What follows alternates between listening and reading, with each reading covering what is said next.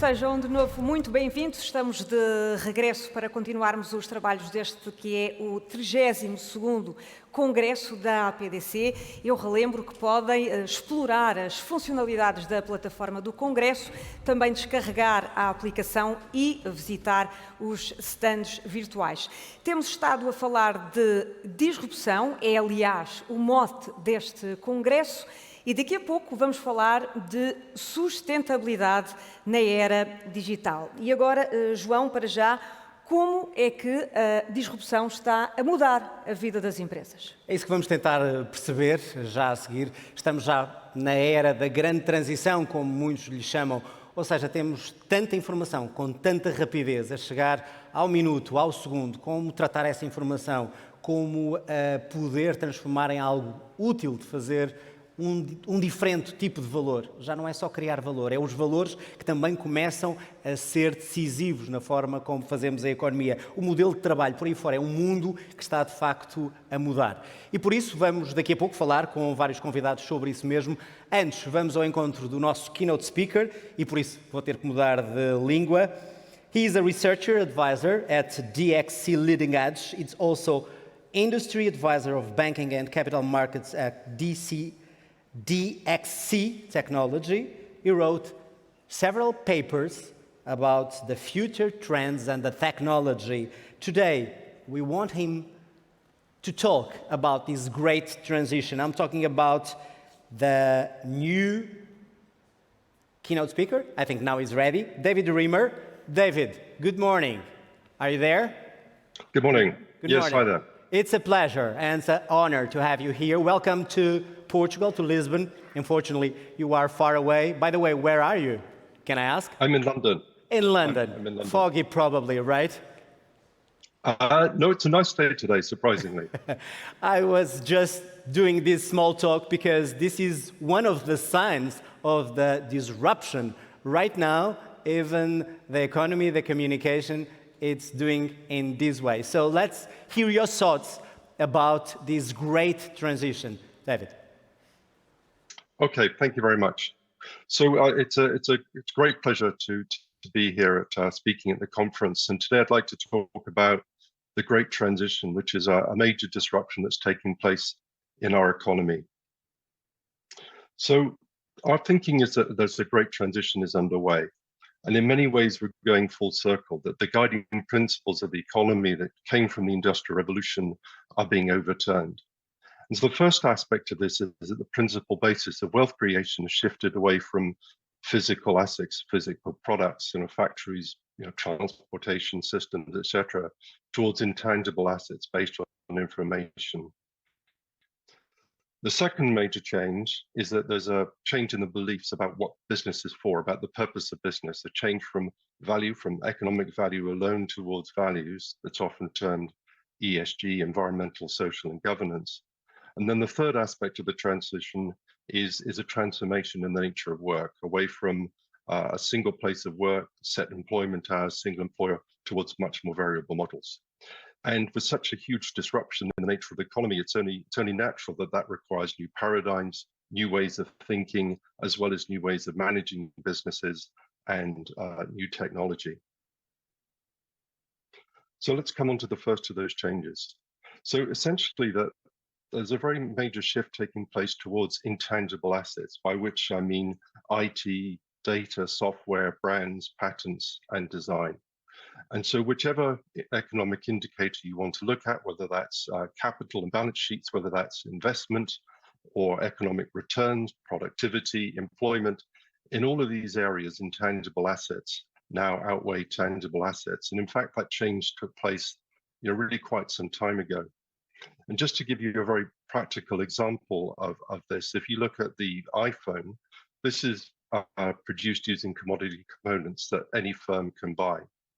But the outsized returns that Apple generates come from the intangibles that it puts around the tangible asset of the phone. It comes from its brand, from its design, from its ecosystem, from its app store, and it's those intangibles that are actually generating the value.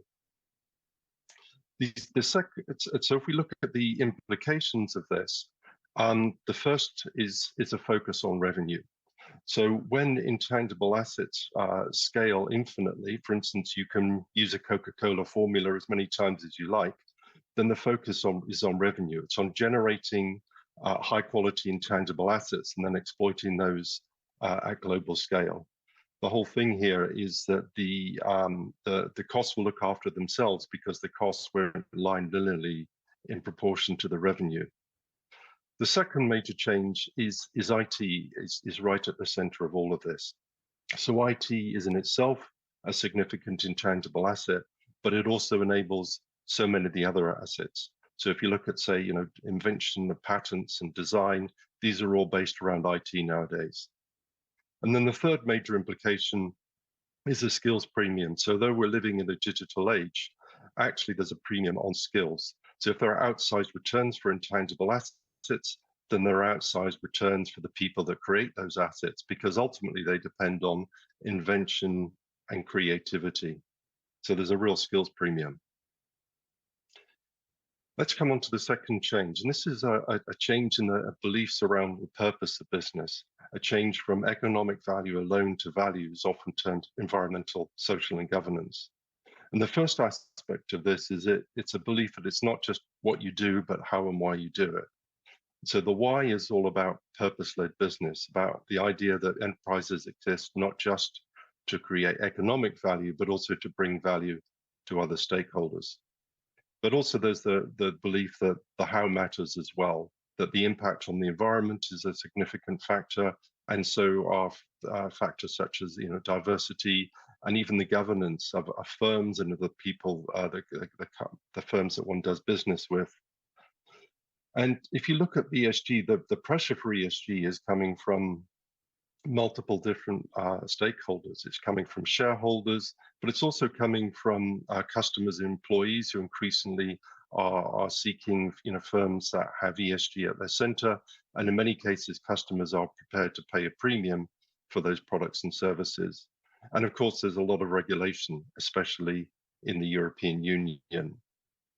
And the third factor to pick up here is that in many cases there's a false choice between value and values. The idea that if you're going to look at ESG, that comes with an economic cost, but that isn't necessarily the case.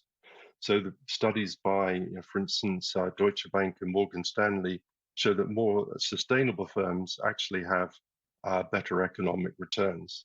Likewise, there are countless studies that show that firms that are more diverse in terms of ethnicity and gender actually outperform those that are less diverse. And even employee engagement. So there's a study that shows that there's an additional economic return of 2% to 2.7% return if employees are more engaged. So you can have one and the other. So what does that mean? Well, the first thing is that you can see that this change is just not skin deep. This involves a fundamental redesign of processes, of products, of supply chains, and this goes far beyond simply regulatory compliance. The second aspect of this is a bit more of a focus on risk as opposed to cost. So there's a phrase that Mark Carney, the former governor of the Bank of Canada and the Bank of England, uses, which is the tragedy of the horizons, that a narrowness of time frame within decisions are made, and the narrowness of the factors that are considered leads to this kind of tragedy where economic and other returns are suboptimal. And the thing is that when you start to think about a longer time frame and a wider range of factors, you start to think much more about risk, and things that may or may not happen in 2 years, they will happen if you look at a 10-year time frame. And then the third aspect here is the notion of escaping the ESG trap. That firms don't just look at have the cost of regulatory compliance and then potentially missing out on the upsides of sustainability, the upside in terms of revenue from ESG products and services, and from more engaged employees and a more diverse workforce. So it's about having the upside as well as the downside, as it were, of ESG. And the third major change is a change in the structure of work from a single model in terms of single location, set hours, and a single employer to much more varied models. And the first aspect of this that I'm sure we're all familiar with is increased home working, but there are other aspects as well. So for instance, there's a starting to see signs of a decline of a 9 to 5 Monday to Friday work pattern. So for instance, Iceland and now more recently the UK have conducted very large pilots of a 4-day week that involve, yes, 80% of the hours, but still 100% of the pay, and just as crucially, 100% of the productivity of the output. And those pilots have proved very successful. In fact, in the UK, 90% of the companies that started that pilot are continuing and putting that into practice. And then the third aspect of this is the gig economy. And I'm sure we're all familiar with Uber and Deliveroo and so on, but this actually goes much deeper than that. It goes right across professional services with all sorts of marketing, design, IT workers now working through the gig economy, connected by platforms and working on a piece rate. So what are the implications of this? Well, it means a hybrid model, a mixture of not just location of work, but of different contract types.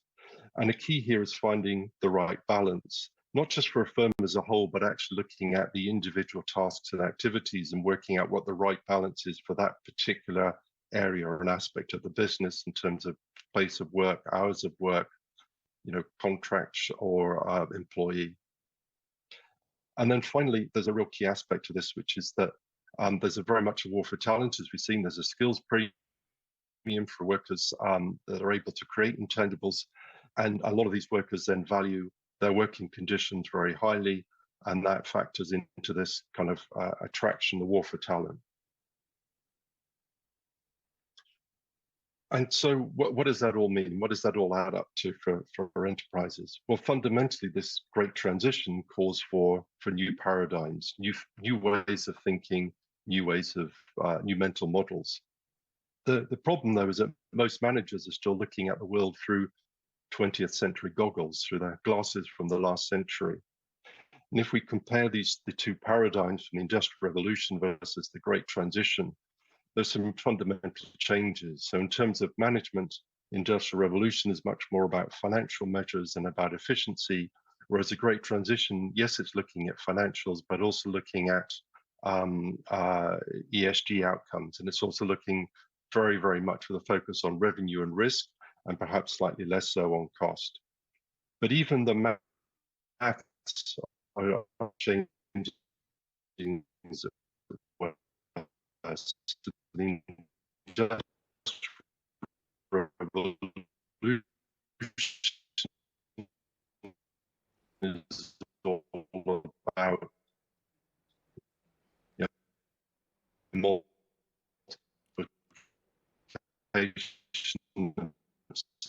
subtraction, and division and multiplication. Whereas if you look at exponential returns and you have tipping points and feedback in the business. And also, it's also, yes, still about automation, but also about enabling human to produce those intangible assets that are generating outside returns. And also looking at technology increasingly, not just as a cost center, but as a basis for revenue, increasing revenue and reducing risk. And then finally, the changes to data and analytics. So instead of sort of dashboards and a push model and internal and structured data, increasingly it's about much more dynamic ways of looking at data, about graphs and models and self-service and pulling data, with data much more coming from outside the firm and much more unstructured data. So in summary, what are we seeing? Well, we're seeing this great transition with three key factors: the move towards intangible assets, move towards ESG, towards values in addition to value, and changes in the structure of work. And inevitably that brings new ways of management and new types of technology. But the key to all of this, the starting point, is actually us. If we want to succeed in this new world. Well, David, can you hear me? Just to let you know that we are having some problems. I mean, your image is frozen right now, but I think we can still hear you. Let's try again. Can you conclude your presentation, please? David? I can certainly hear you. Okay, perfect. Yeah, hi there. Your voice is arriving in Lisbon in perfect conditions. The problem is the picture. So go on to have the conclusion, please.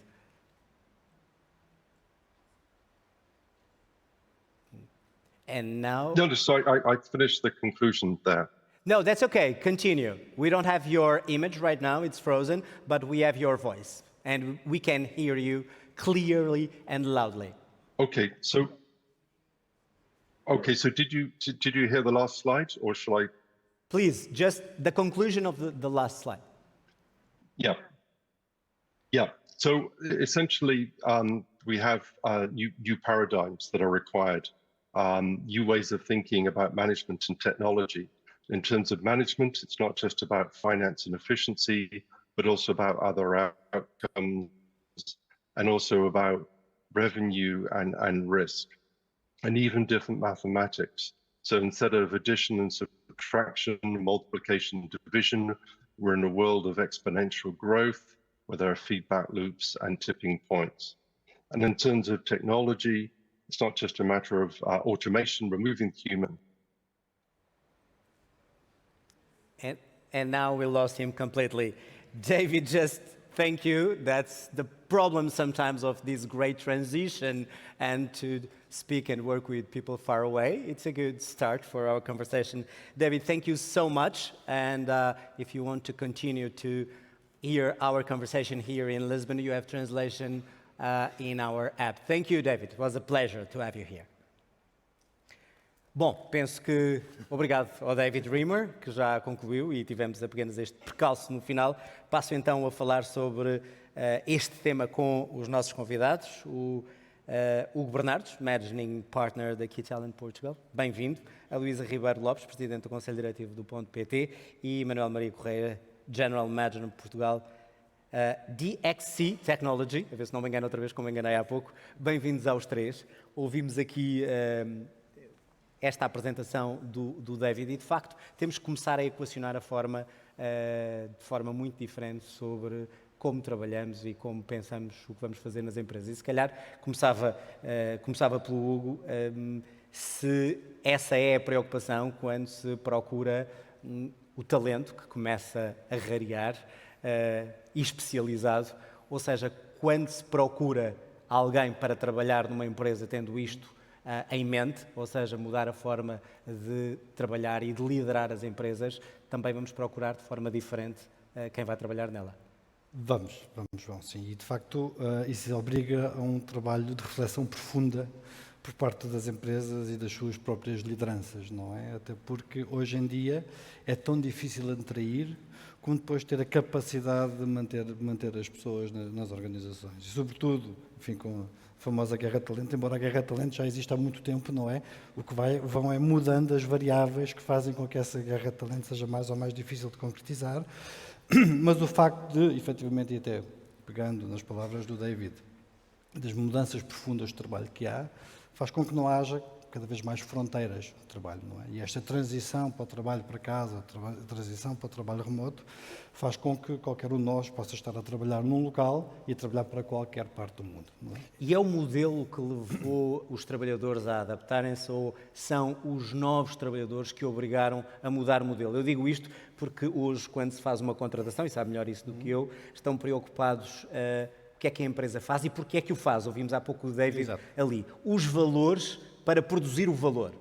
Sim, o tema do propósito é cada vez mais, e sobretudo nas novas gerações, algo que é tido em conta no momento da tomada de decisão, não é? E isso leva-nos também para aquilo que, infelizmente, em Portugal ainda não é trabalhado de forma tão profunda quanto gostaríamos, que está diretamente relacionado com a proposta de valor das organizações, não é? Ou em inglês, o Employee Value Proposition, que tem de ser algo trabalhado de forma profunda, não é? E que tem de ser comunicado, não é? Comunicado e mantido, não é? E, portanto, e temos que walk the talk, não é? Portanto, não vale a pena estarmos a criar propostas de valor que são muito bonitas no papel, são muito bonitas do ponto de vista de uma estratégia de comunicação, mas depois, na verdade, quando as pessoas de facto entram nas organizações, apercebem-se que as coisas não são necessariamente assim.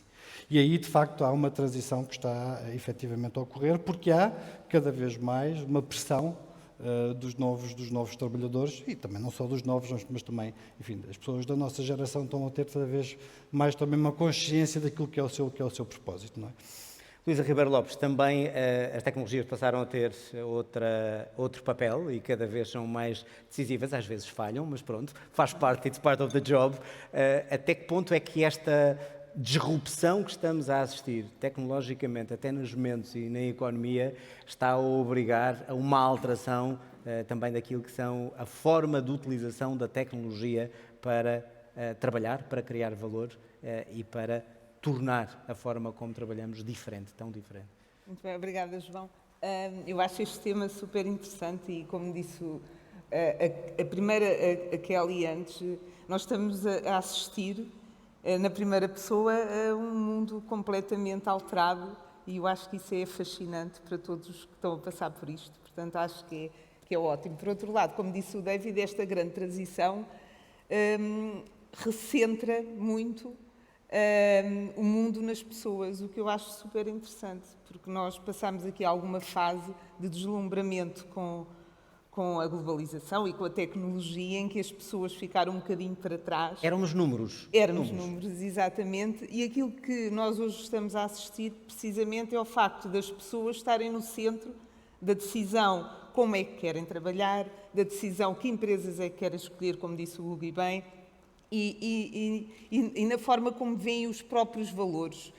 Obviamente que o lucro continua a ser algo importante, para o Pedro Faustino não ficar zangado comigo, mas há outros valores que as empresas estão muito preocupadas e que fazem mesmo a diferença. Porquê? Porque estão centradas e se recentrou nos valores das próprias pessoas. E isso aí Ou seja, só com esses valores é admissível fazer valor. E a minha pergunta Exatamente. faremos até mais valor, tendo em conta esses valores? Sem dúvida. Aliás, como o David explica muito bem, esta passagem para os ativos intangíveis são feitos por pessoas com talento, enquanto os outros ativos às vezes não precisavam de grande talento. Agora nós precisamos de pessoas com talento para os ativos que estão hoje a dominar o mercado. Eu só gostava de dizer mais uma coisa, que é, nós estamos todos no mesmo barco, ok? E eu acho que isto é importante. Estas empresas que aqui estão são o motor da economia, especialmente desta economia. Devem puxar também pelas outras empresas. Nós temos um tecido empresarial em que isto se calhar ainda é um bocadinho estranho. Quando olhamos para a Diretiva da Sustentabilidade e pensamos que em 2027 as pequenas empresas vão ter que fazer o reporte das preocupações de sustentabilidade, imaginamos como é que isso vai ser possível. E como é que isso se faz? Ou seja, como é que empresas com grande tecnologia e as tecnológicas podem puxar pelas outras? Têm que puxar pelas outras, porque nós, no fundo, somos o motor também da economia. Temos que puxar para as outras capacitando, ajudando, dando a mão, fazendo colaboração, que foi uma coisa também que já foi falada aqui no início, e fazendo com que esta alteração e esta grande transição aproveita a todos e a todas, os cidadãos e as cidadãs, mas também aproveita a todas as empresas, a todas as organizações, ao terceiro setor, que também é muito importante para isto. Acho que para já vai-me mandar calar. Manuel Maria Correia, eu vou distribuindo. Manuel Maria Correia, já começámos pelos valores.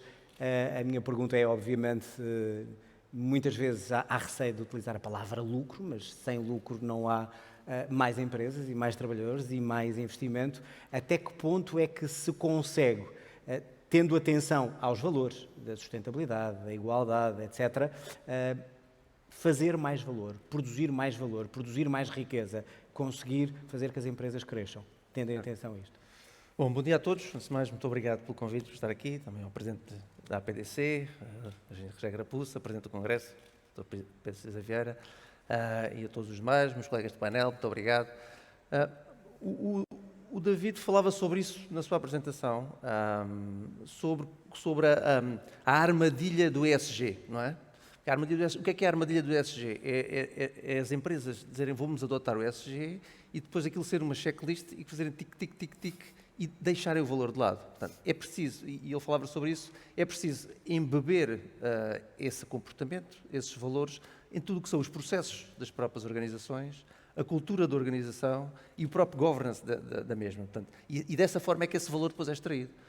Obviamente que as empresas já perceberam, e há estudos sobre isso, da McKinsey, etc. Eu não vou aqui citar alguns para não estar a falhar os números, mas já li alguns estudos em que claramente se vê que as empresas que já têm embebido nos seus valores esta prática do ESG, elas próprias começam a ser mais rentáveis. Os seus empregados o seu employee engagement é maior, o que traz também maior retorno. Portanto, começa a haver valor, óbvio, na adoção desses valores, e esta transição onde estamos agora, e comentando também, porque é que se chama grande transição? É porque nós ainda não sabemos onde é que vamos estar, não é? Nós estamos, de facto, aqui no meio da ponte, que às vezes não é bom estar no meio da ponte, mas eu concordo aqui muito com a Luísa, não é? Para nós é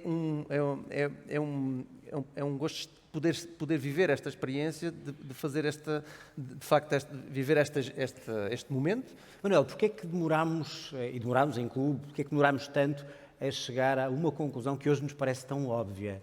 Podemos criar mais valor atendendo aos valores que nós, como pessoas, mais damos importância. Foi uma questão geracional, ou seja, Sim, eu diria que vocês têm essa experiência, quando vão contratar alguém, as perguntas que um candidato a um trabalho faz são hoje diferentes. E fala-se muito, e temos aqui especialistas também nessa área da contratação, mas nós de facto, quando entrevistamos diversas gerações, vemos que aquilo que cada geração quer é de facto diferente. Há uma diferença. E as gerações mais novas, diz isso muito, já não são tão ligadas aos bens tangíveis, não é? Nós temos aquela coisa de ter uma profissão para a vida, ter o carro, ter a casa, etc. E hoje em dia querem-se ter experiências. E se nós virmos, é exatamente o que estivemos a falar aqui. Esta migração desde a Revolução Industrial, em que transformámos as matérias-primas em bens e produtos, agora, e portanto, aquilo que era o intangível, o valor passou a estar no tangível, agora estamos a fazer o processo exatamente ao contrário. O valor vai estar nas pessoas, no conhecimento, e portanto os bens vão deixar de ter essa importância que tinham, e o que vai contar é a experiência das pessoas, o cérebro, não é? E depois vamos lembrar aqui outro tópico da inteligência artificial, que eu acho que, e é só deixar esta nota para depois falarmos mais à frente, mas a inteligência artificial vai potenciar. Esta adoção da inteligência artificial vai potenciar que o nosso cérebro se desenvolva mais e não menos. Portanto, há teorias dos dois lados, podemos discutir isso aqui, mas estava a dizer, e portanto, estamos a assistir a essa grande viragem. Obviamente que isto vai levar o seu tempo, mas parece-nos óbvio que há aqui uma diferença de gerações que tem uma visão completamente diferente e, portanto, todas as organizações e todo o mundo está-se a adaptar a isso. Hugo Bernardes, até que ponto é que também, e pegando naquilo que estamos a falar da mudança do paradigma, quando um diretor ou não gosto da palavra patrão, mas é empregador, faz uma entrevista a um candidato, também ele está à prova. Ou seja, também ele é questionado por tudo isto que ouvimos aqui o David trazer. Se defende os valores, o que é que a empresa faz, se está nesta grande transição ou não. Isso pode ser decisivo para um candidato que quer tanto esse cargo dizer não quero. Acontece. Não, cada vez mais o processo de seleção final está dependente, efetivamente, da vontade do candidato, não é?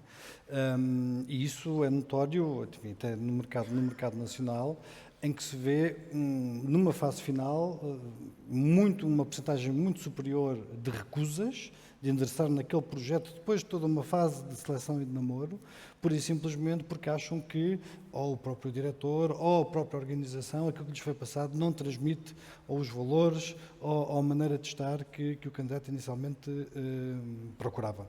Outro dos aspectos que cada vez mais nós falamos, o David também abordou, embora não de forma exacerbada, como muitas vezes é feita, mas é inegável que a informação, e estamos a falar de uma economia da informação, é cada vez mais importante. Ou seja, quem detém mais informação poderá tomar decisões mais valiosas e mais acertadas. A minha pergunta é o contrário.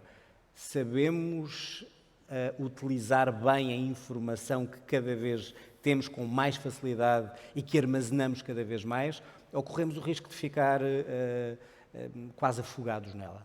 Não, eu diria que afogados já estamos, não é? E, portanto, aqui o truque passa por conseguir distinguir aquilo que de facto não é acessório e que é absolutamente fundamental. E aí há também uma guerra, não é? Porque as próprias organizações têm que conseguir captar a atenção dos seus futuros candidatos e têm que conseguir captar a atenção numa arena em que todos nós estamos a ser bombardeados por informação, não é? Quer dizer, os jovens hoje em dia têm acesso a muito mais informação em 2 horas do que nós tínhamos em anos caso, não é? E, portanto, isso aí é absolutamente essencial conseguir a atenção. E, de resto, é preciso, efetivamente, e até pensando nos temas, puxando os temas da inteligência artificial, cada vez mais, não é, ter a capacidade de pensamento crítico, não é? E isso é absolutamente fundamental. Cada vez mais, e até nesta perspectiva da transição, isto vai ter impactos, enfim, muito transformativos na sociedade, não é? Até do ponto de vista do ensino, não é? Há pouco falávamos que há um impacto nas universidades. Cada vez mais as pessoas não vão necessariamente tirar cursos universitários, mas vão especializar-se em determinado tipo de conhecimentos, não há hot skills. E o próprio recrutamento vai cada vez mais pensar nisso. Que tipo de skills é que eu preciso, onde é que as consigo identificar, independentemente de cursos de localização, não há ou de idades. Preciso é de skills para dar resposta a determinado tipo de necessidades, não é? E aqui, o tema até da própria gig economy começa a ser cada vez mais fundamental, uma vez mais cruzado com a não linearidade das fronteiras hoje em dia, não é? Luísa, e esta informação, que pode ser excessiva, mas que é essencial e que para muitos é mais valiosa que muitos daqueles bens que nós achávamos que eram os mais valiosos do planeta, até que ponto também o problema da seleção, por um lado, armazenação e acesso à informação é neste momento um grande dilema para quem, quando se pensa tecnologicamente, porque temos muita informação, temos o problema de armazenar, pode-se perder e depois não conseguimos utilizá-la. Na realidade, hoje, nós vivemos uma economia da informação e dos dados. Quem tem mais dados e quem os trabalha melhor é quem oferece melhor serviço. É mesmo assim? É certeza. Não é que eu estou a ver o Manela a abanar a cabeça, mas já lá vou. Se calhar ele não concorda. Deveria ser assim, Não. ser assim. Já explico. Agora, a forma como nós trabalhamos os dados, isso sim, e já vamos se calhar falar um bocadinho, porque um painel onde não se fala de inteligência artificial, é a forma como nós metemos inteligência artificial no tratamento dos dados e como é que nós utilizamos essa inteligência artificial e a tal capacidade crítica que o Hugo falava, que nós, essa sim, temos que começar a ensinar, essa capacidade crítica. Passando pela educação, nós temos hoje um ensino muito desfasado da nossa realidade. Nós olhamos para o ensino, olhando só para o K12, não olhando agora para as universidades, olhamos para o ensino, é um ensino completamente desfasado da realidade. E que não há culpados, não estou aqui a fazer nenhum julgamento, há uma forma de ensinar que não é a forma de ensinar que nós precisamos para esta tal grande transição. Estamos a falar de ensino em geral, de ensino em particular em Portugal. Estamos a falar de ensino em geral e também em Portugal, obviamente. Portugal compara muito bem com o resto dos países europeus no que diz respeito às competências. Aliás, o Pedro Cisa Vieira falou, nós fizemos um progresso, se olharmos para 1974, em que tínhamos mais de 30% de analfabetos em Portugal, e olharmos para a nossa população hoje, muito mais qualificada, em que mais de 50% dos jovens com 18 anos vão para o ensino superior e vão para as universidades e para os institutos politécnicos, nós fizemos um salto gigantesco. E se olharmos para tudo o que são competências, nós comparamos muito bem em termos da União Europeia. Portanto, nós não devíamos nunca ter esta ideia, e eu acho que sim, isto é uma oportunidade, e acho que sim, Portugal tem as qualificações necessárias para olhar para esta oportunidade. Ficamos cá, temos os nossos jovens cá, isso já é outra questão, e aqui quem trabalha diretamente com o talento sabe que é cada vez mais um bem escasso. Manuel, as empresas que têm mais informação, mais capacidade de armazenar, mais capacidade de utilizar bem os dados, são aquelas que têm mais sucesso? Sim. Há bocado, então qual era a discordância com a minha discordância não é só as que têm mais dados, pode ter imensos dados e eles não servirem para nada. Era só esse o meu ponto. Não é, ou seja, a primeira fase foi que há uns anos percebemos que ter dados ia ser importante. E as empresas começaram, de facto, a recolher dados. Toda a gente se lembra do Big Data, não é? Big Data era o chavão que se falava em qualquer conferência destas, havia sempre painéis, falava sempre do Big Data. Era a cloud e o Big Data, não é? Falava-se, eram as duas palavras. E hoje ainda não dissemos aqui ChatGPT, eu vou já dizer que é para ficar já arrumado e, portanto, depois passamos para o próximo tema. Bom,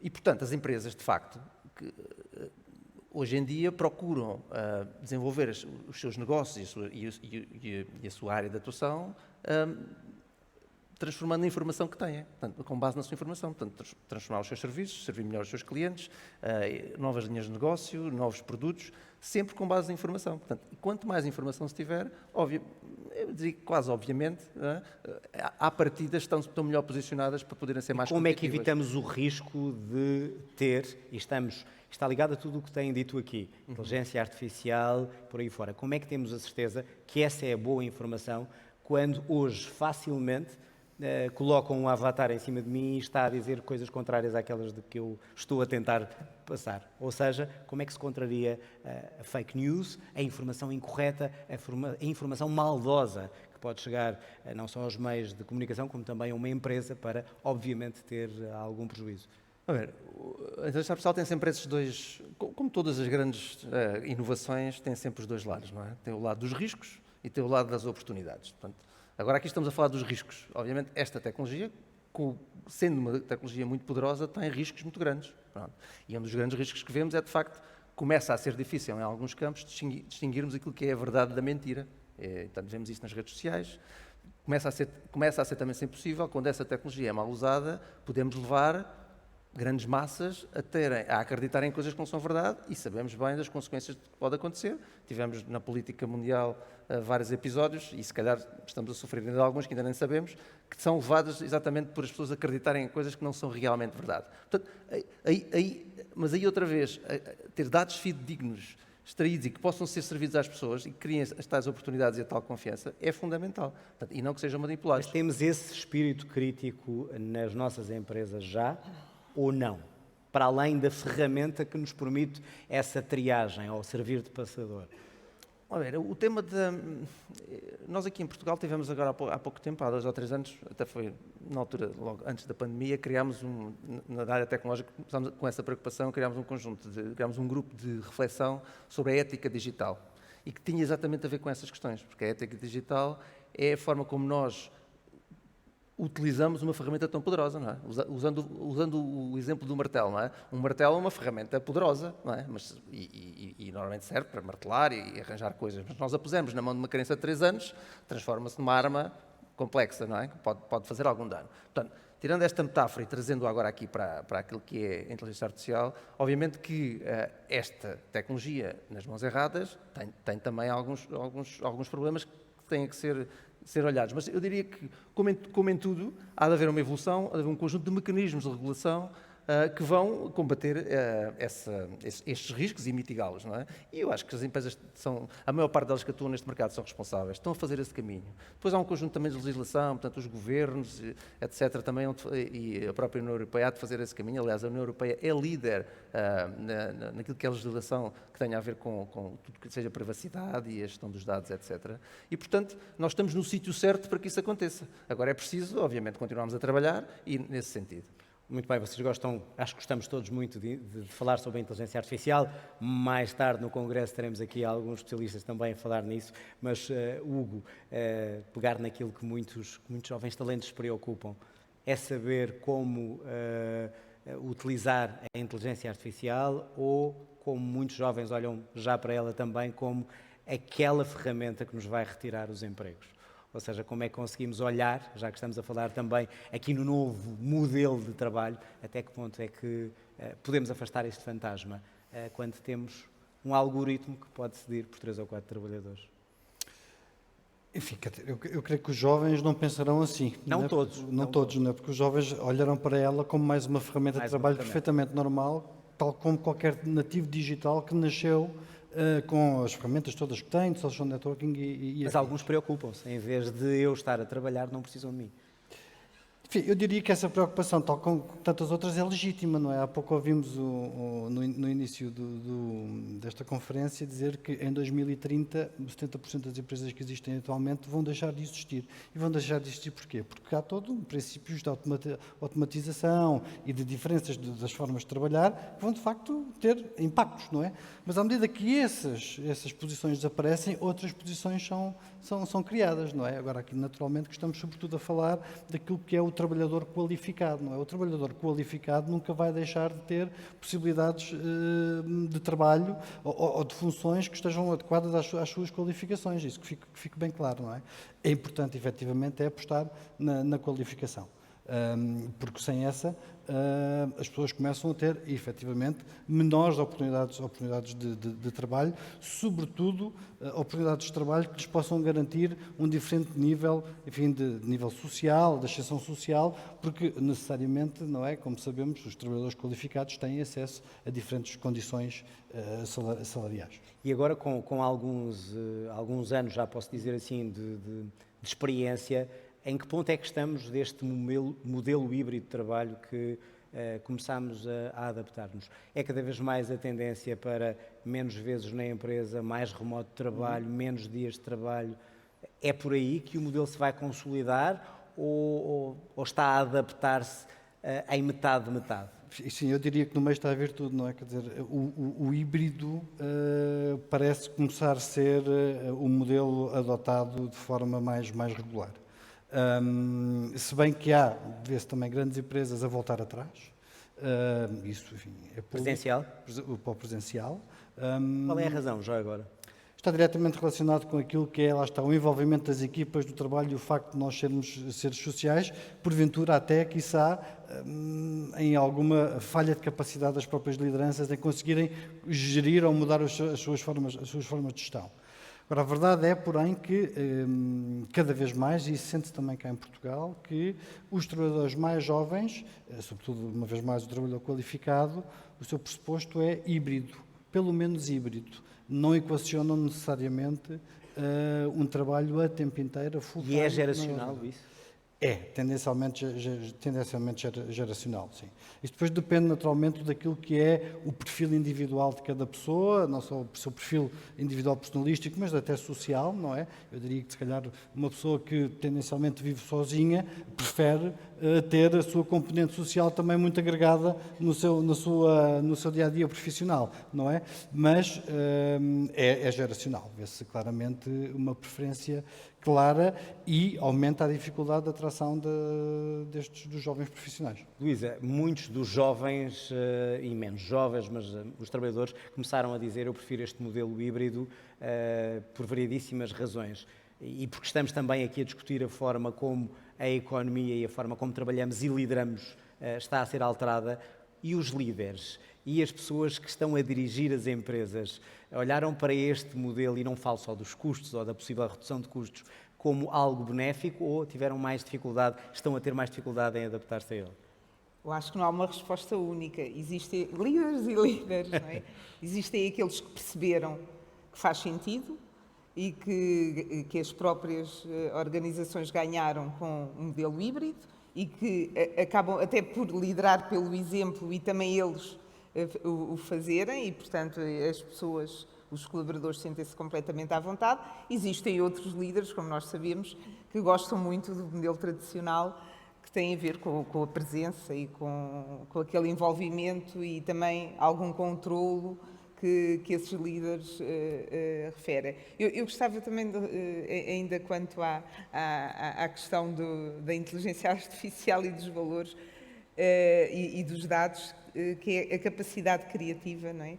E a capacidade crítica que nós precisamos ter nas pessoas na utilização. Porque uma das coisas que nós também já ouvimos aqui hoje e que as novas gerações, o saberá isto muito melhor do que eu, também privilegiam, é o tempo, não é? É bom ter tempo, nós somos da geração dos workaholics, em que o bom trabalhador era aquele que trabalhava 14 horas por dia ou 15 horas por dia. Hoje o bom trabalhador não tem que trabalhar esse número de horas. E os jovens privilegiam também o tempo e o propósito de outras coisas que querem fazer na vida que não seja só o trabalho.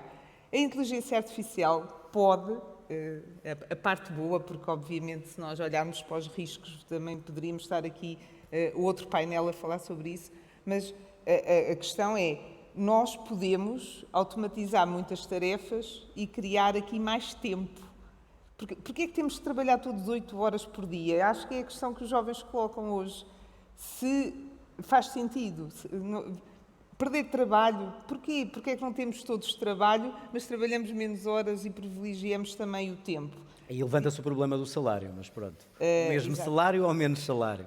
Tem a ver com a produtividade que temos. Nós Desde que podemos seja avaliado o Exatamente, trabalhador de exatamente. acordo com Nós a estamos todos produtividade. aqui para gerar riqueza e isso também foi uma coisa Claro. que já ficou aqui bem referida e que eu concordo plenamente.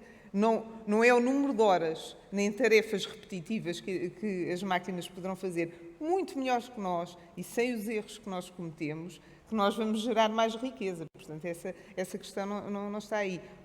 Por outro lado, é uma aposta na educação. É sempre a resposta. Como é que nós fazemos isto? Como é que nós distinguimos o que está certo, o que é verdadeiro, o que é falso? Como é que nós temos capacidade crítica relativamente àquilo que a máquina nos dá?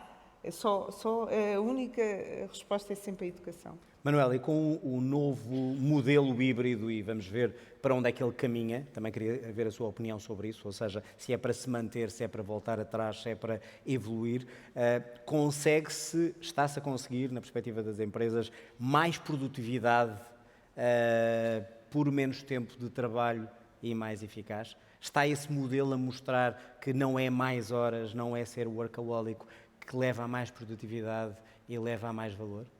A resposta é sim. Sim, de forma simples. A ver, eu estava aqui a pensar um bocadinho neste tema, até porque estava mais uma vez a referir-me aos 3 bullets, ou se quisermos, às 3 áreas que o David falou da transição, e esta é a última, se quisermos, este modelo híbrido. E o David tem esta capacidade, eu já sigo o David há muitos anos, ele é um investigador, como disse, e ele tem a capacidade de antecipar, de facto, as tendências. E quando ele diz, nós não chegamos muito a ver ali os factos, mas ele tem um estudo em que mostra os factos desta história dos modelos híbridos, e é uma tendência que já não tem volta atrás. Portanto, a questão já não é se vai vingar, é como é que nos vamos adaptar a que ele seja produtivo. Okay? Portanto, eu penso que já devíamos começar a pensar assim para nos podermos adaptar. O problema é que eu digo isto e gosto muito deste país, um dos nossos problemas é a produtividade, Claro, ou era. sim. E, portanto, teremos que fazer mais caminho. A minha afirmação era à escala global, e provavelmente nos Estados Unidos, que é onde estas coisas começam. Olhando para a nossa Quando chegamos a Portugal, ainda estamos país. anos-luz de chegar a essa e alguns dos temas foram aqui abordados. Sim. Há temas de gestão, de estilo de gestão, que ainda não permitem que se faça assim. Há temas culturais que também não permitem que isso se faça assim. Há, se calhar, alguns modelos de negócio que não se conseguiram adaptar a esses modelos. Portanto, há um trabalho grande a fazer. Agora, aqui estamos a falar um bocadinho de tendências e de como é que o mundo vai ser. E eu não tenho dúvidas que o mundo será cada vez mais híbrido. E se pensarmos o híbrido, a pandemia o que é que nos trouxe? Trouxe-nos muitas coisas más, mas trouxe-nos algumas coisas boas. Uma das coisas boas foi perceber, de facto, as grandes vantagens deste modelo. Este modelo tem vantagens, também tem problemas. Tem problemas de, se for totalmente remoto, o híbrido aqui é importante, não é? Se for totalmente remoto, tem problemas de cultura, tem problemas de exclusão social, etc. Portanto, um conjunto de problemas que nós vimos, há acontecer pessoas que se isolaram e que hoje em dia ainda não recuperaram, se calhar, desses momentos, mas o modelo híbrido, do ponto de vista de produtividade, é muito mais produtivo. Nós conseguimos fazer muito mais coisas em menos tempo. Não temos tempo de deslocações, as reuniões são mais práticas e objetivas, conseguimos ter discussões, às vezes... Enfim, há um conjunto de coisas que nos trazem mais produtividade. E, portanto, as organizações estão-se a adaptar a esse modelo, muitas delas já se adaptaram, algumas até já tinham esses mecanismos e agora tornaram-nos quase, basicamente, é o seu dia-a-dia, e, portanto, esse valor é construído já com base nesse modelo. E quando se planeia para o futuro, já se pensa como é que nós vamos tirar mais produtividade e eficiência já baseado nesse modelo. Okay? Só fazer uma nota com gerações. O tema das gerações, nós temos imensa dificuldade em recrutar gerações novas em que o trabalho não seja pelo menos uma porcentagem muito grande remota. Se nós dissermos que é uma porcentagem alta de presença num escritório, ele já não vai. É o candidato que não quer, independentemente do salário. Bom, temos poucos minutos e por isso vou pedir 1 minuto a cada um. Eu acho que é uma das questões mais importantes, pelo que ouvimos quer o David, quer outros pensadores, mas muitas vezes olhamos para ela com um sorrisinho. Felicidade no trabalho, que eu acho que é a coisa essencial. Eu pergunto, já estamos aí? Já estamos a pensar que vamos conseguir trabalhar de forma feliz? Ou é, de facto, um colorido ainda em Portugal? Enfim, pessoalmente, o termo felicidade no trabalho é um termo que não subscrevo. Não podemos ser felizes a trabalhar? Podemos estar satisfeitos, não é? Podemos gostar daquilo que fazemos, mas, enfim, para mim há muitas variáveis que impactam naquilo que é a minha felicidade do dia-a-dia. De qualquer das formas, em Portugal está-se a assistir, de facto, a uma trend da felicidade do trabalho, o que não deixa de ser positivo, naturalmente, porque há alguém dentro da organização a pensar exclusivamente aquilo que nós chamamos de employee experience e como é que no ciclo de vida do empregado na organização, desde o momento da sua atratividade e até o seu eventual momento de saída, não é? Que tipo de ações e de cuidados podemos ter para garantir que ele se mantém, lá está, E é ou não satisfeito importante e bem-estar. para passar ao... É importante, é importante. Luísa, já estamos a criar empresas happy at work ou ainda não? Eu estou com o Hugo também. Acho que a felicidade...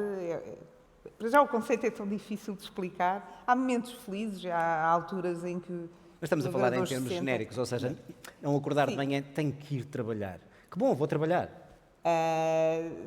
Sim, talvez. Engagement. Podemos, Engajado. podemos criar espaços onde as pessoas se sintam bem, gostem de ir trabalhar. Acho que haverá sempre outras coisas na vida que lhes trarão outro tipo de felicidade. Eu acho o termo felicidade no trabalho, gosto mais de ambientes estimulantes, em que as pessoas façam coisas que as entusiasmem.